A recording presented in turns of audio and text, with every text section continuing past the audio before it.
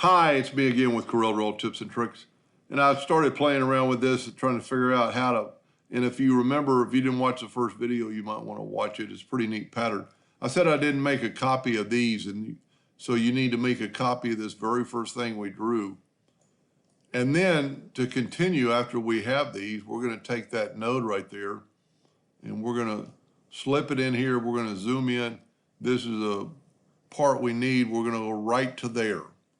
So if you see it's equal. So I still need to make another copy of this because we're going to need it over here. And because this is kind of the key point. So let's zoom in here. Boy, I placed it dead on. But then what you need to do is make a copy of the whole original by hitting plus on your keyboard and then moving that copy out of the way. Let's move our extra copy out of here. And then just take this same copy and we're just going to put it right in the same spot. Let's zoom in here. Probably grab that node right there and go right to there. And you've continued the process and just go, down the other way so we can make another copy here. And we could put it over here, and then you just have to fill one in. My mathematical wizard guru is probably going to figure out a way to rotate this, but I'm not having a very good luck of snapping to that. We actually need to snap that to that. And then just, continue putting one more copy up in here by taking this piece and putting it there, and then make another one. And let's just trial this to see if it works with the weld key.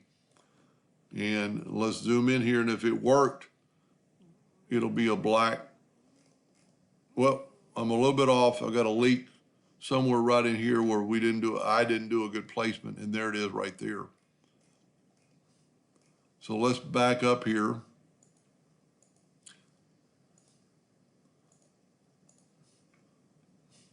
Let's go here, we go forward one step, and yeah, I can see what I did wrong already. I need to be like right there. So we could grab that node and click it to that node. Now we should be able to use the weld tool to weld it, and then take the Smart Fill tool. I'm gonna have to zoom in to hit one of those lines. And I evidently didn't do that one a very good job. Let's just take a closer look at it. So whenever you make a mistake like that, I don't see it. Let's go forward. Is that one right there? So let's back up. That shouldn't be leaking. Oh, there it is right there. So depending on how good your drawing is, you could always take those two. And I have a hotkey for mine. Well, evidently it's no longer there, but go to Tool or go to Windows, Dockers, Join Curves, like we did in the first video, and join those two lines. Shouldn't be a problem. Then hopefully that's the only leak right there. Take a Smart Fill tool and fill that in, and voila. So we got one more leak over here. And that's why, if you watch the first video, I like to weld a couple of things to make sure I've got them right. I don't see the leak on this one. A lot of times you can back up and see the leak more. If you can see that on your monitor, I can see the nodes where these are closed, but these aren't. So I'm going to take them and circle them and hit apply. Now we should be good to go. A lot of people would back up and start over.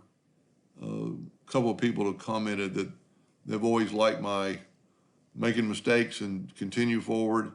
So we could do the same thing up in here, and make this pattern as big as you wanted.